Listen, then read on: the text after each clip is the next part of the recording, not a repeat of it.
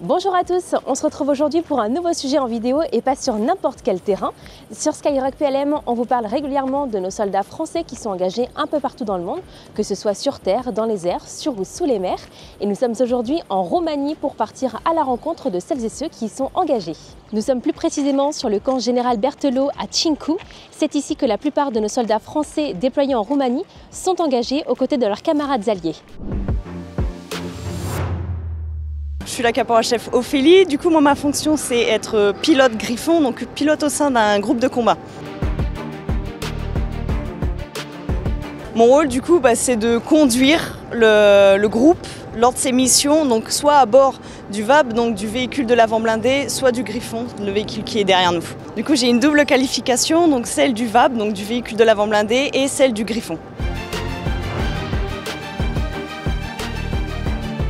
En comparatif avec le véhicule de l'avant blindé, du coup, comme l'avant blindé est sorti déjà dans les années 1970, celle-là de 2019, on a beaucoup évolué en termes d'électronique et de mécanique. Du coup, le Griffon est beaucoup assisté, donc en termes gabarit, on est plutôt aidé. Par exemple, on a le train arrière directeur qui nous sert à diviser notre rayon de braquage, donc ce qui est plus facile à manœuvrer et sur les terrains et sur la route. Et aussi avec toutes les aides au niveau du blocage différentiel qui nous sort à sortir à tout moment de tout obstacle. On a tout d'abord l'équipage qui est composé du pilote, donc moi-même, et de mon radiotireur. Donc lui, le radiotireur, il va s'occuper de tout ce qui est cartographie, des radios et du coup de l'armement de bord. Du coup l'armement, on a la 12-7, le 7,62 et le lance-grenade. Donc lui, il s'occupe de toute cette partie. Ensuite, on a ce qu'on appelle le chef tactique, donc c'est le chef de groupe. Donc c'est celui qui dirige l'entièreté du véhicule. Et ensuite, on est composé du chef d'équipe, donc celui qui assiste le chef de groupe, et de 4 sapeurs. Donc ça fait un total de 8 personnels à l'intérieur du Griffon. Alors avec le génie, du coup, on a plusieurs missions. Par exemple, si on parle en termes de combat urbain, la mission du génie, ça va être d'appuyer l'infanterie. Donc arriver sur place, ça peut être destruction d'obstacles, ouverture d'itinéraire, appuyer l'infanterie dans sa progression. Ça peut être aussi des poses d'obstacles, puisqu'il pose aussi des obstacles, donc type bouchon de mine, du concertina. Enfin, le génie est assez vaste dans ses missions. Le Griffon, il se décline en 6 options. Donc nous, on a l'une des options, donc génie, ce qui est différent des autres. Du coup, comme il n'y a que 8 personnels, on a retiré des sièges et on a mis des étagères et beaucoup d'emplacements comparé au VAB génie.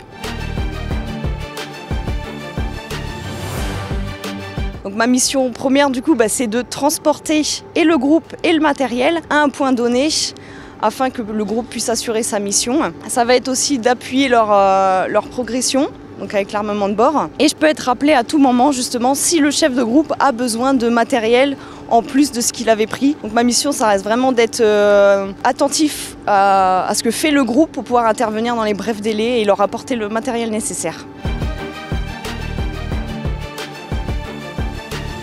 Oui, bien sûr. En termes de pilotage déjà, alors on s'entraîne évidemment en France à conduire ces véhicules, mais comme on est arrivé, nous sommes arrivés au début d'année, donc on a eu plusieurs facteurs météorologiques. Donc j'ai pu conduire dans de la neige, ce qui n'est pas forcément tout le temps en France. J'ai pu conduire dans de la boue, sous la pluie, donc déjà j'ai pu améliorer tout ce qui va être facteur pilotage.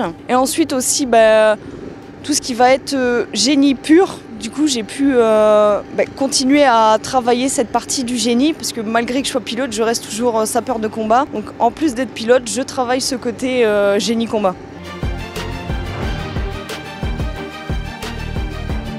On mange plutôt bien, oui.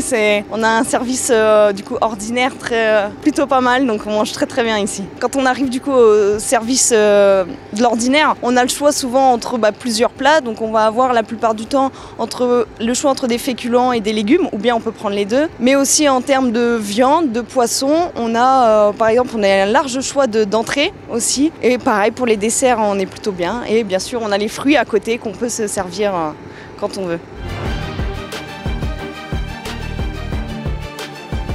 Alors pour tout ce qui est vie courante, on a la chance du coup d'être logé dans des bâtiments durs. C'est des chambres. Moi j'ai de la chance, on n'est que 2 dans ma chambre, donc on a plutôt de l'espace. Et on a chacune nos chambres, donc on a bien distinct les masculins des féminines.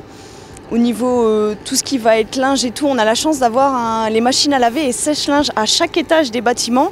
Donc c'est vrai qu'en termes opérationnels, parce que mine de rien on utilise beaucoup de vêtements, donc c'est beaucoup plus pratique d'avoir accès à la laverie tout proche que d'attendre la fin de la semaine.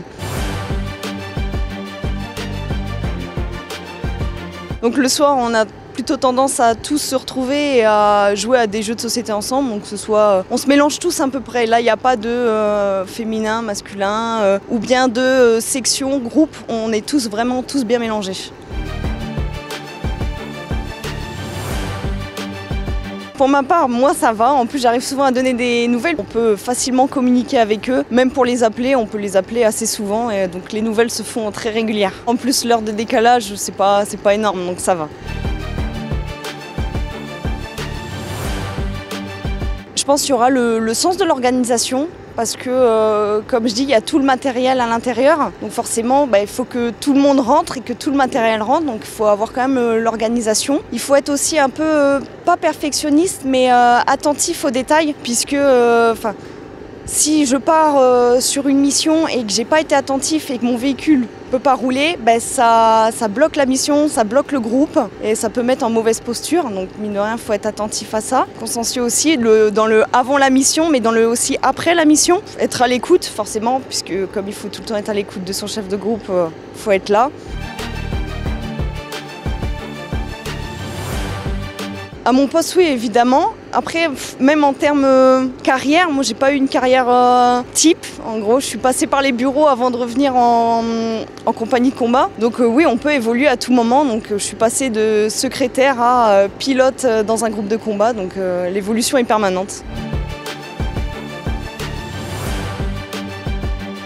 Alors moi j'ai passé le permis B, donc le VL dans le civil, mais je sais qu'il se fait aussi à l'armée évidemment. Et le poids lourd du coup c'est l'armée qui m'a formé dessus, ainsi que les formations de tous mes autres véhicules. Je pense qu'il faut aimer conduire déjà de base, puisqu'on va passer pas mal d'heures derrière le volant. Moi personnellement j'adore conduire, donc c'est pas le souci de rester des heures derrière mon volant. Mais oui, il faut aimer le métier de pilote, parce qu'on passe beaucoup de temps aux entretiens et derrière le volant, donc il faut aimer ça. Comme vous le voyez, nos soldats français réalisent une très belle mission. Encore merci pour l'accueil et je vous dis à bientôt pour des nouveaux sujets.